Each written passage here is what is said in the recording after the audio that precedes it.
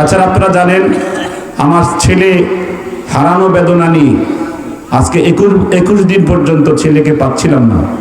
আমি রুখসত চেয়েছিলাম আজকের মাহফিলে না আসার জন্য। আপনাদের সকলের অনুরোধে, সকলের খুবই অনুরোধ ছিল আমি যেন মাহফিলে আসি। তো যেহেতু এসেই পড়েছি, এই কষ্টের ভিতর দিয়ে এই সফরে যেন আল্লাহ তাআলা আমাকে আসা যাওয়ার যে কষ্ট, এর বিনিময় নসিব করে দেন।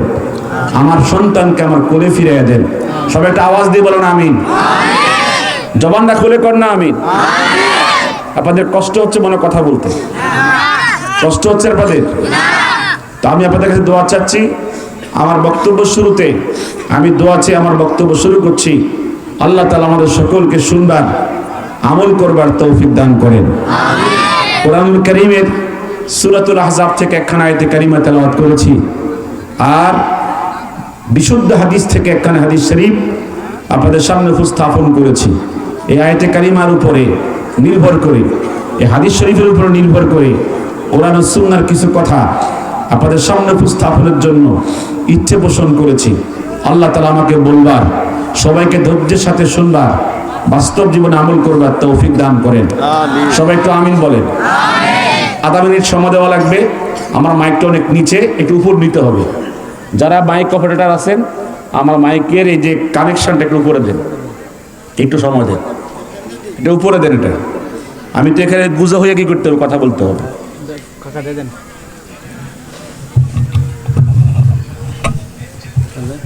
জি থাকবে না তো? বা চলে যাচ্ছে?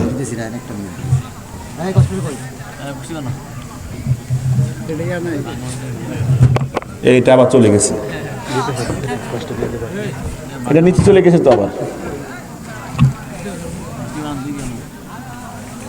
এটা এদিকে চলে যাচ্ছে কেন? থাকবে বরাবর এদিকে।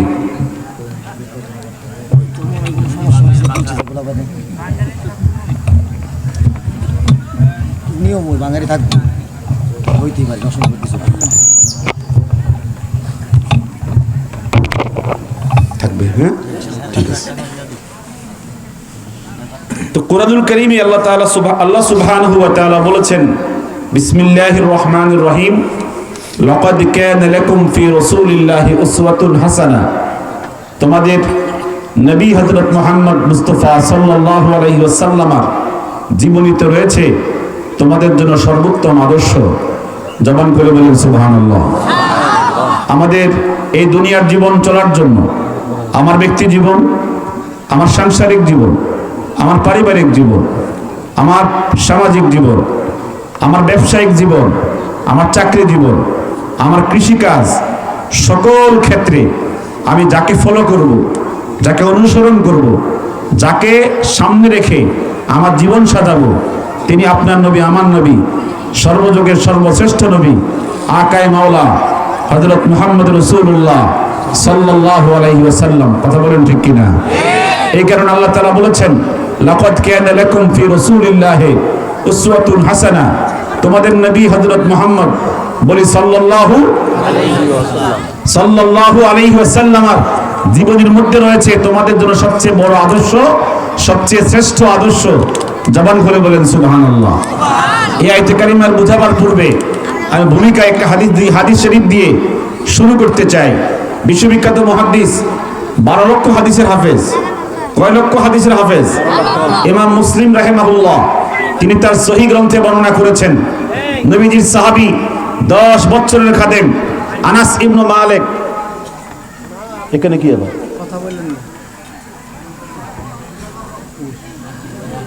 আনাস ইবনে মালিক নবীজির খাদেম, তিনি বলেন, একজন সাহাবী নবীজিকে প্রশ্ন করেছে, মাতা সা, হুজুর কিয়ামত কবে হবে? প্রশ্ন করেছে কি বিষয়ে? বলেন কি বিষয়ে? কিয়ামত কবে হবে? হুজুর তখন বলেছেন, কিয়ামত কবে হবে তুমি আমাকে জানতে চেয়েছো, তুমি কিয়ামতের জন্য কি প্রস্তুতি গ্রহণ করেছো? বলেন না সুবহানাল্লাহ। ওমা আ'দাততা লিস-সা, তুমি কিয়ামতের জন্য কি প্রস্তুতি গ্রহণ করেছো? তোমার প্রিপারেশন কি আছে? কিয়ামতের জন্য তুমি কি প্রস্তুতি গ্রহণ করেছো? সাহাবী তখন বলেছে, আমার এমন কোনো নামাজ নাই, এমন কোনো রোজা নাই, এমন কোনো যাকাত নাই, এমন কোনো সাদাকা নাই, এমন কোনো জিহাদ নাই, এমন কোনো হিজরত নাই, এমন কোনো জিকির নাই, এমন কোনো তেলাওয়াত নাই যে আমি কিয়ামতের মাঠে প্রস্তুতি হিসেবে আল্লাহর সামনে পেশ করব। তবে একটা জিনিস আমার আছে, আমার দিলে আল্লাহর মহব্বত আছে, আমার দিলে আমার নবীর মহব্বত আছে। এত আস্তে বলেন সুবহানাল্লাহ।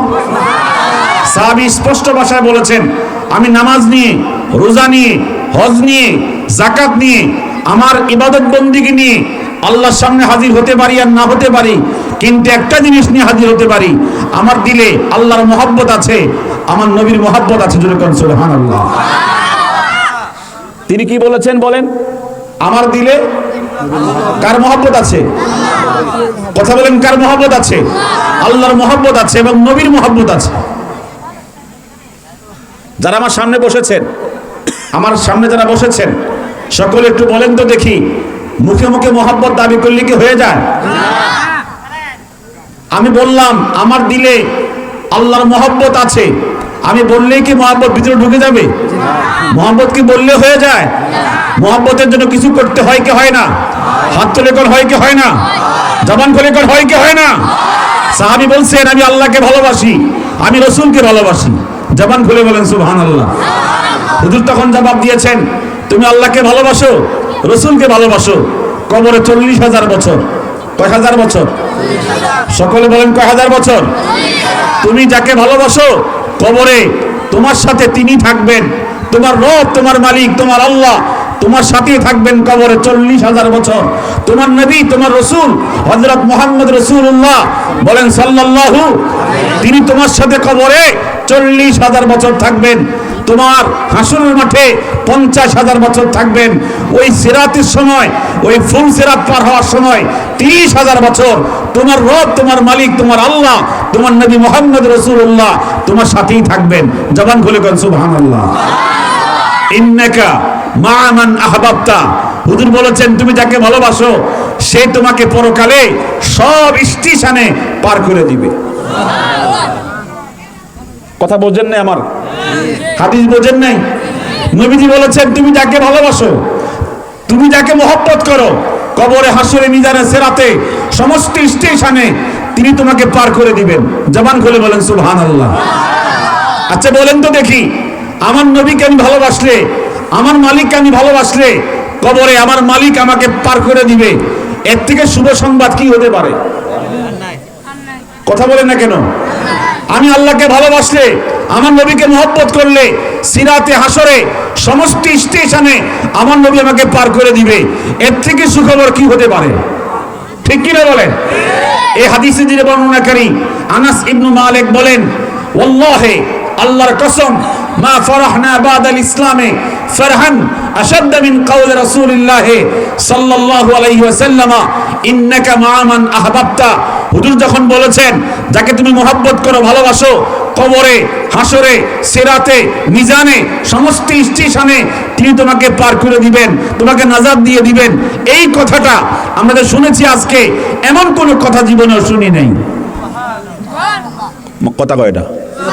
এমন দারুণ কোন বক্তব্য জীবনেও আমরা শুনি নাই, এমন দারুণ কোন কথা আমরা জীবনেও শুনি নাই।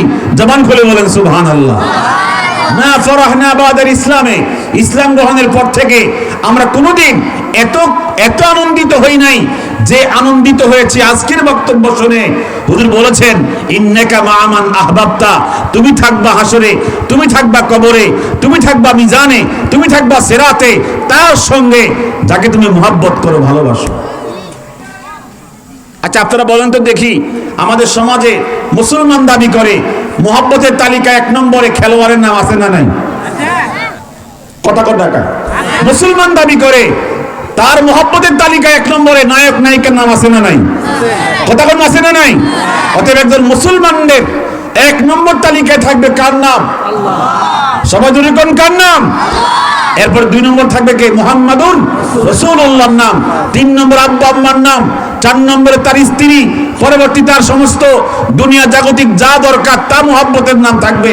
কিন্তু আজকে আমরা মুসলমান 1 নম্বর তালিকা আল্লাহকে রাখি নাই। কথা কোন ঠিক কিনা? জবান খুলে কোন ঠিক কিনা? নবী সাহাবী আনাস ইবনে মালিক, সকলে বলতে হবে কি নাম? আনাস ইবনে মালিক। জোরে বলেন কি নাম? ইনি বলেন ওয়াল্লাহি, আল্লাহর কসম, ইন্নী লা উহিব্বুল্লাহ, আমি আল্লাহর কসম করে বলছি আমি আল্লাহকে ভালোবাসি, ওয়া রাসূলহু, আমি আমার নবী রাসূলকে ভালোবাসি, ওয়া আবা বকরিন, আমি সিদ্দিককে ভালোবাসি, ও ওমর, আমি ওমরকে ভালোবাসি, লা আরজু আন আকুনা মাআহুম, আমার বিশ্বাস আমি যেহেতু আল্লাহকে ভালোবাসি, রাসূলকে ভালোবাসি, সিদ্দিককে ভালোবাসি, ওমরকে ভালোবাসি, কবরে হাসরে মিজানে সিরাতে ওদের সাথে আমি থাকব। এই ছেলেগুলো যাচ্ছে কই? এই পুরস্কার দেওয়ার কারণে সমস্যাটা হয়েছে। কথা কর না, বোঝেন না আপনারা? আমি পুরস্কার না দিত দোয়ার আগে 3টা বাজে দিত, এই পুরস্কার আসে বই থাকতো। আচ্ছা, তো বিরিয়ানি দিয়ে কি করে? হুজুরকে বলে ওয়াজ করেন, থাকবো কেউ? তো এরকম হয়েছে আর কি। এটা লজিক একটু বেশ কমে গেছে, এটা পরে দেওয়া দরকার ছিল।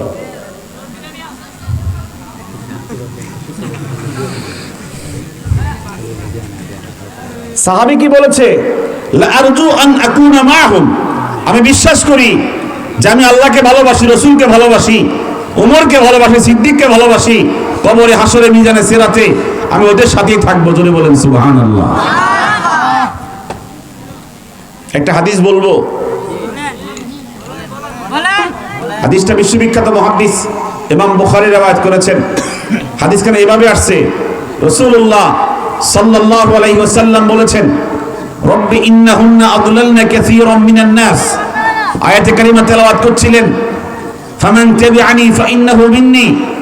এরপর নবী তেলাওয়াত করছেন, ফাইন তুআযিবহুম ফাইন্নাহুম ইবাদুক ওয়া ইন তাগফির লাহুম ফাইন্নাকা আনতাল আজিজুল হাকীম।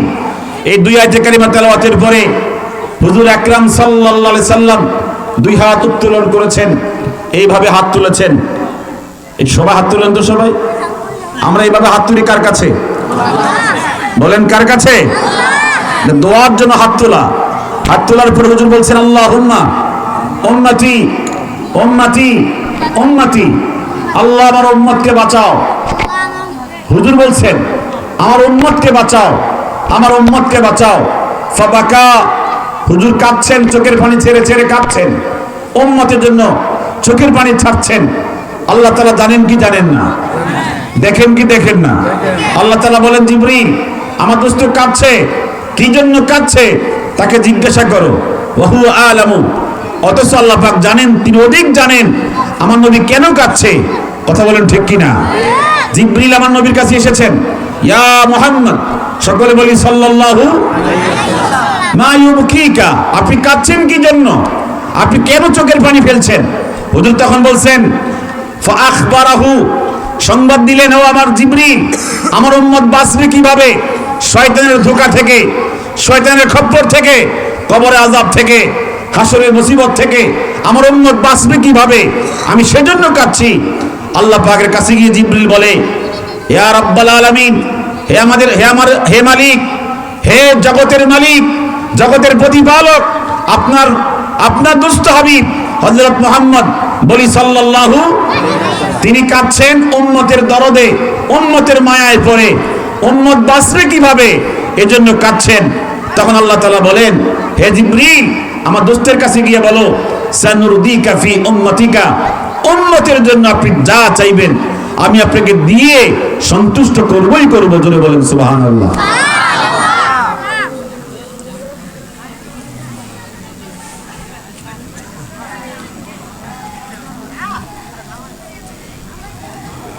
সানুরদিকা ফি উম্মতিকা, সানুরদিকা ফি উম্মতিকা, আমি উম্মতের ব্যাপারে আপনাকে সন্তুষ্ট করবই করব। বলেন আলহামদুলিল্লাহ।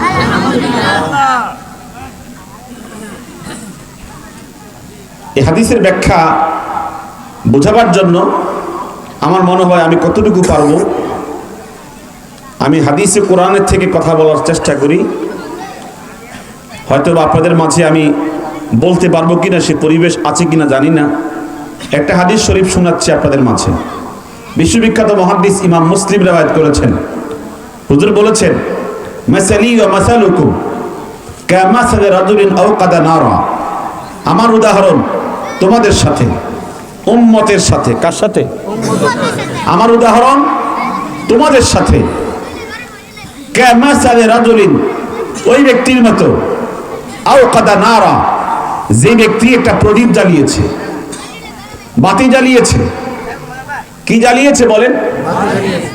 আমার সঙ্গে কথা বলেন, কি জ্বালিয়েছে? এটা বাতি জ্বালিয়েছে। ফাজআলাল জানাদিব ওয়াল ফারাশু ইয়াকানা ফিহা, এই বাতির মধ্যে আগুন যখন ধরিয়েছে, এই আগুন দেখে, এই বাতির সৌন্দর্য দেখে চতুর্দিক থেকে কীট পতঙ্গ, পোকামাকড় এই আগুনের মধ্যে পড়তেছে, আর এখানে পড়ে পড়ে মরতেছে এবং জ্বলতেছে। আর ওয়াহুয়া ইয়াদুব্বুহুন্না আনহা, আর প্রদীপ জ্বালানোওয়ালা ব্যক্তি দুই হাত দিয়া চেষ্টা করছে যেন এই আগুনের মধ্যে কোনো কীট পতঙ্গ পড়তে না পারে। হাজার চেষ্টার পরেও হাতের ফাঁক দিয়া এই আগুনের মধ্যে কীট পতঙ্গ পড়তেছে আর মরতেছে। মরে কি মরে না? কিছু আছে? মরে কি মরে না? নবীজি বলেন, এই লোকটা দুই হাত দিয়া চেষ্টা করতেছে কোন পোকামাকড় যেন আগুনে না পড়ে। হাজার চেষ্টার পরেও এই আগুনের মধ্যে হাতের ফাঁক দিয়া অনেক কীট পতঙ্গ, পোকামাকড় পড়ে পড়ে মরে ছাই হয়ে যাচ্ছে। হে আমার উম্মতেরা, শোনো, কিয়ামত পর্যন্ত আমি তোমাদেরকে জাহান্নাম থেকে বাঁচানোর জন্য তোমাদের পিছন দিক থেকে কোমর ধরে থাকবো। আওয়াজটা ভালো হইছে না? মনে বেশি দামি কথা মনে শুনেন নাই। হুজুর বলেছেন, কিয়ামত পর্যন্ত তোমাদেরকে জাহান্নাম থেকে বাঁচানোর জন্য আমি তোমাদের পিছন দিক থেকে কোমর ধরে থাকবো। ওয়া আনা আখিদুন বিহুজাজিকুম মিনান নার, উম্মতেরা জানো না তোমাদের প্রতি কেমন দরদ, কেমন মায়া। আমি কিয়ামত পর্যন্ত তোমাদেরকে জাহান্নাম থেকে বাঁচানোর জন্য তোমাদেরকে পিছন দিক থেকে কোমর ধরে থাকবো। আমি কি আমার নিজের কথা শুনাইলাম? আমার নবীর কথা শুনাইছি। আপনি যেন জাহান্নামে না জ্বলেন, জাহান্নামে না পড়েন, আপনার আমার নবী আপনাকে জাহান্নাম থেকে বাঁচানোর জন্য পিছনের দিক থেকে কোমর ধরে থাকবেন। আচ্ছা বলেন তো, আপনার প্রতিপক্ষ আপনাকে ধরতে আসছে, আপনার হাত ধরছে, হাত ধরার পরে এই লোকের সাথে লড়াই করা ছুটা সহজ? ছুটা কি সহজ? কারণ হাত ধরছে। যদি আপনার প্রতিপক্ষ আপনাকে পিছন থেকে কোমর ধইরা জাতা দিয়া ধরে, ছুটা কি সম্ভব? হুজুর বলেছেন, তোমাকে জাহান্নাম থেকে বাঁচানোর জন্য আমি তোমার পিছন দিক থেকে কোমর ধরে থাকব। এখন আপনি আমাকে প্রশ্ন করতে পারেন, হুজুর আমাকে কোমর ধরে আছেন, আমি তো দেখি না। দেখছেন না জীবনে? নবীজি আপনার কোমর ধরে আছে, কখনো দেখছেন? প্রশ্ন করতে পারেন কি না? কথা কন না। এই কথাটা বোঝানোর জন্য আজকে আসছি এখানে। আমি এই কথাটা বুঝে চলে যেতে পারলে আমার কি হবে? আশা সার্থক হবে। বুঝবেন আপনারা? কথা বুঝবেন আপনারা? নবীজি হাদিসে বলেছেন, আমি তোমাদের কোমর ধরে থাকবো, আমি তোমাদের কোমর ধরে থাকবো। অথচ আমি কোনোদিন দেখলাম না হুজুর আমার কোমর ধরছে। দেখছেন? তাহলে এই কথার মধ্যে কি কথা লুকায়িত আছে, এটা বুঝাবার জন্য আমি এখানে আসছি আজকে। যদি একটু সময় দেন আমাকে, 20 মিনিট 30 মিনিট, তাহলে অন্তত বোঝানোর চেষ্টা করতে পারবো। আল্লাহ পাক সকলকে বুঝবার তৌফিক দান করেন। নবীজি আপনাকে আমাকে জাহান্নাম থেকে বাঁচানোর জন্য কোমর ধরে রয়েছেন। ওয়া আনতুম তাফাল্লাতুনা মিন ইয়াদাইয়া, আর তোমরা আমার হাত থেকে ছুটে যাওয়ার জন্য খুব চেষ্টা করবা, মগর আমি তোমাদেরকে ছুটতে দেব না। আমার মনে হয় বয়ানটা ভালো করে বুঝতেন না আপনারা? বুঝবেন? হুজুর বলতেছে, আমি তোমাদের কোমর ধরে থাকবো, মগর তোমাদেরকে ছুটতে দিব না। তোমরা চেষ্টা করবা আমার থেকে ছুটে যাওয়ার জন্য। বলেন না সুবহানাল্লাহ। এই হাদিসটা বোঝানোর জন্য আরো 5টা হাদিস বলে এরপর আমার বয়ান শুরু করব। আল্লাহ পাক সকলকে শুনবার, বুঝবার, আমল করবার তৌফিক দান করেন। এটা আমিন বলেন জোরে। বিশ্ববিখ্যাত মুহাদ্দিস, যিনি 5 লক্ষ হাদিসের হাফেজ, ইমাম আবু দাউদ রাহিমাহুল্লাহ তার সুনান গ্রন্থে বর্ণনা করেছেন, নবীজির সাহাবী হযরত আবু হুরায়রা হাদিসের রাবি, তিনি বলেছেন, নবীজি ইরশাদ করেছেন, মা মিন আহাদিন ইউসাল্লিমু আলাইয়া ইল্লা রাদ্দাল্লাহু আলা জারুহি হাত্তা আরুদ্দা আলাইহিস সালামা। জবান খুলে বলেন সুবহানাল্লাহ। আমার নবীজি ইরশাদ করেছেন, কিয়ামত পর্যন্ত আমার উম্মত যদি আমাকে সালাম দেয়, আমি দুনিয়ায় থাকবো না, আমি থাকবো কোথায়? রওজা শরীফে, কবর শরীফে। আমাকে সালাম দিবে দুনিয়াতে আমার উম্মতে মুসলিমা, আমাকে যখন সালাম দিবে উম্মতের মায়ায়, উম্মতের মহব্বতে, আল্লাহ তাআলা আমাকে রওজা শরীফের ভিতরে আমার প্রাণ দিয়ে দিবেন, আমার জীবন দিয়ে দিবেন। কে দিবেন? সকলে বলেন, কে দিবেন?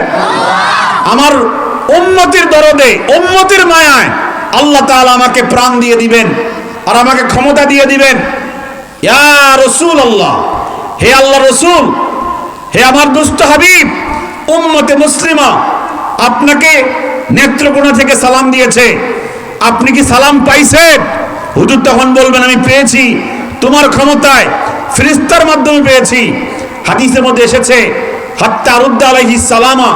বিশ্ববিখ্যাত মুহাদ্দিস ইমাম মোল্লা আলী কারি মিশকাতের ব্যাখ্যা গ্রন্থ মিরকাতের মধ্যে ব্যাখ্যা করেছেন 3 নম্বর খণ্ডে 210 পৃষ্ঠায় বলেছেন, রাদ্দাল্লাহু আলাইজা রুতুকি, রওজা পাকে আমার মালিক আমাকে উম্মতের সালামের জবাব দেওয়ার জন্য কথা বলার শক্তি ফেরত দিবেন। সবাই একটু আওয়াজ দিয়ে বলেন সুবহানাল্লাহ। কথা বলার শক্তি ফেরত দিবেন কে? সবাই বলতে হবে, কে দিবেন? হাত্তা রুদ্দা আলাইহিস সালামা। আমি উম্মতের নাম উচ্চারণ করব, আমি তখন বলবো, ইয়া ফুলান ইবনা ফুলান, আব্দুল করিমের ছেলে তুমি আব্দুর রহিম, তুমি কল্যাণপুর থেকে আমাকে সালাম দিয়েছো, বাংলাদেশ থেকে সালাম দিয়েছো, আমি তোমাকেও চিনি, তোমার বাবাকেও চিনি, তোমার সালাম আমি পেয়েছি। ওয়া আলাইকাস সালাম, তোমার উপরে শান্তি নসিব হোক। আমার নবীর দোয়া কবুল হবে কি হবে না? সবাই কথা বলতে হবে কি হবে না? পৃথিবীর কোন মুফতি মুহাদ্দিস, কোন ইমাম খতিব, কোন পীর মাশায়েখ দোয়া করলে কবুল হতেও পারে, আবার নাও হতে পারে, কিন্তু আপনার আমার নবী যখন দোয়া করবেন, ওয়া আলাইকাস সালাম, ইমাম মোল্লা আলী কারি ব্যাখ্যায় লিখেছেন, হাত্তা কুলা ইয়া ফুলান ইবনা ফুলান, আব্দুল করিমের ছেলে তুমি আব্দুর রহিম, তোমাকে আমি চিনেছি, তোমার ঠিকানাও পেয়েছি। ওয়া আলাইকাস সালাম, তোমার উপরে শান্তি নসিব হোক। আমার নবীর দোয়া কবুল হতে দেরি হবে না। ঠিক কি বলেন? এই যে নবী যে আমার কোমর ধরে আছেন, এই কোমর ধরে আছেন এটা বোঝানোর জন্য আমি 5টা হাদিস বললে পরিষ্কার বুঝবেন যে নবীজি এখনো উম্মতে মুসলিমার জন্য রওজা পাক থেকে আমাদের জন্য বিশেষ দায়িত্বে আছেন। কথা বলেন না? বিশেষ দায়িত্বে আছেন। বিশ্বাস করেন, আমাদের দেশে কেউ কেউ বলেন যে বাংলাদেশে যারা ওয়াহাবি, রসুলের শান বোঝে না, রসুলের ইজ্জত বোঝে না, রসুলের ফজিলত বোঝে না। আমি আপনাদের সামনে স্পষ্ট বলে যাই, বাংলাদেশে ওয়াহাবি বলতে কিচ্ছু নাই। কথা বল না? ওয়াহাবি বলতে কিচ্ছু নাই, এটা গুতাগুতি আর ফাড়াফাড়ি ছাড়া কিচ্ছু না। কথা বলেন ঠিক কি না? আমাকে একজন বলেছে, হুজুর আপনি দীর্ঘদিন আমাদের পক্ষে ছিলেন, এখন কেন আমাদের বিপক্ষে চলে গেলেন? আমি বললাম, বিপক্ষে গেলাম কখন? আমি আগেও আপনাদের পক্ষে, এখন আপনাদের পক্ষে, ইসলামের পক্ষে, কোরআনের পক্ষে। কথা বলেন ঠিক কিনা? উনি বললেন, আপনি তো রসুলের আশেক ছিলেন, এখন রসুলের দুশমন হয়ে গেলেন। বললাম কি কারণে? আমি দুশমন হলাম কি কারণে? তখন আমাকে বলল, আপনি তো যারা রসুলের দুশমন যারা, ওদের দলে যোগদান করেছেন। আমি বললাম, এই বাংলাদেশে কারা রসুলের দুশমন? যারা ওয়াহাবি, ওরা রসুলের দুশমন, ওদের দলে আপনি যোগদান করেছেন। আমি তখন বললাম, আপনি তাহলে কোন দলে আছেন?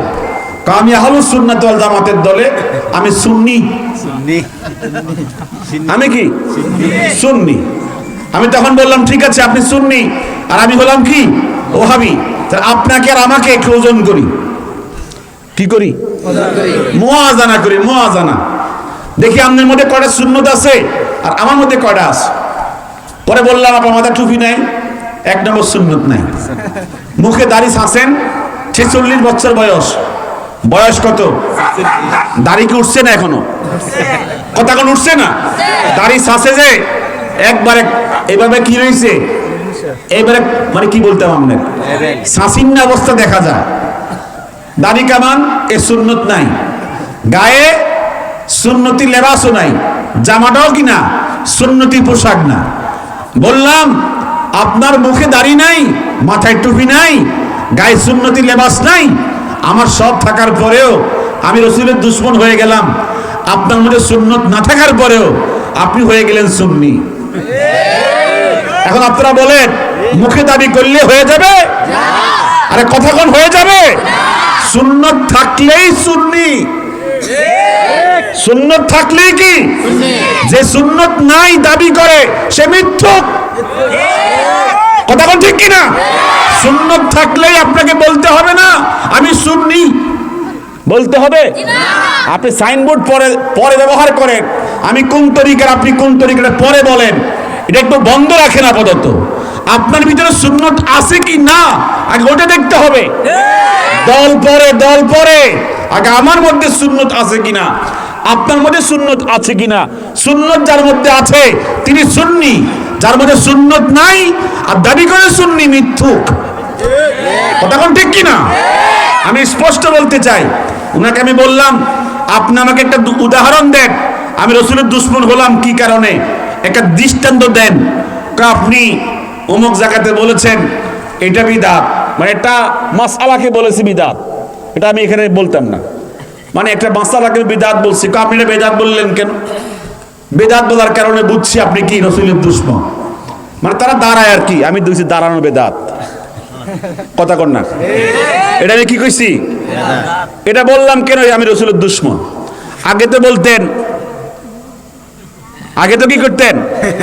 বলতেন, এখন বলেন না কেন? আমি বললাম আগে বলেছি, এখন বলি না কেন?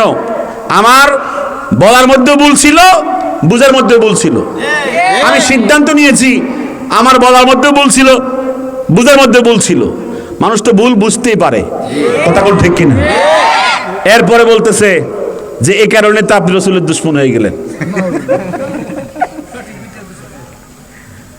দেখছেন নি কথাটা? আমি তখন বললাম আপনাকে বেশি কিছু বলার প্রয়োজন নাই, আপনি কোনো আলেম না, মুহাদ্দিস না, মুফতি না। কথা কোন ঠিক কিনা? খতিয়ান নাম্বার, দাগ নাম্বার সব ঠিক আছে, দলিল ঠিক আছে, এই জায়গার মালিক কি হবে? অরিজিনাল হবে। কথা কোন ঠিক কিনা? খতিয়ান ঠিক, দাগ নম্বর ঠিক, দলিল ঠিক, ঠিক কিনা? মালিক ঠিক। এখন আপনার রসুলের সাহাবায়ে কেরাম আযান দিয়েছেন, নবীজির সাহাবী বেলাল, নবীজির সাহাবী আব্দুল্লাহ ইবনে উম্মে মাকতুম, দুইজন মুয়াজ্জিন। কয়জন? আপনি কিতাবুল আযান খোলেন, চ্যালেঞ্জ করে যাচ্ছি, চ্যালেঞ্জ। কিতাবুল আযান খোলেন, আযান অধ্যায়, আযান অধ্যায়ের মধ্যে খোলেন, আযান শুরু করেছে আল্লাহু আকবার, আল্লাহু আকবার। আযান শেষ করেছে লা ইলাহা ইল্লাল্লাহ। আযান শেষ, শুরু আল্লাহু আকবার, শেষ লা ইলাহা ইল্লাল্লাহ। যুগে যুগে আযানের শব্দ ছিল 15টা। কথা কোন কয়টা? 15টা। আর বর্তমানে আযানের শব্দ হয়েছে 17টা। কয়টা? এই যে 17টা দুইটা বাক্য বানানো হয়েছে, সাহাবায়ে কেরাম এই বাক্য দিয়ে আযান দেন নাই। আপনি কার সাহসে আপনি শুরু করছেন আল্লাহু আকবার শব্দের পূর্বে আসসালাতু ওয়াসসালামু আলাইকা ইয়া রাসূলুল্লাহ? কে বলেছে আপনাকে সালাম দেওয়ার জন্য? কথা কোন না? কে বলেছে? যখন বলি এ আমার ভাইয়েরা এটা কেন অতিরিক্ত করা হয়েছে, তখন বলে কি জানেন? অসুবিধা কি? কথা কোন? দলিল কি?